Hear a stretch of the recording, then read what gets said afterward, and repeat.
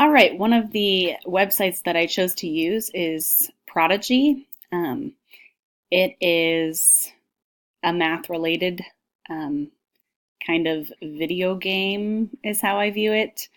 The reason that I selected Prodigy is because a lot of my current students have used this in their past classes and they talk about it and they enjoy playing it. So I've decided to incorporate it into my room.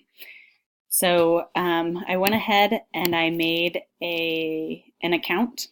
Um, and so there's a class code so students can join your class and they can actually play together. So on the side you have your dashboard, students, planner, and then reports. The reports are pretty cool. They tell you whether the student is comprehending what they're doing. It tells you their progress, what they've done this week, so you can set like an amount of time that you want them to work on Prodigy, or you can even give them placement tests or just to see where they're at and how far they're getting in math.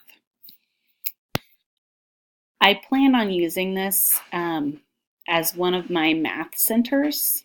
So they'll get about 15 minutes a day to work on Prodigy and work on those math skills. From what I understand, it gives them it gives the kids a world where they get to create characters and they have to survive in this world. And one of the things they have to do is complete battles.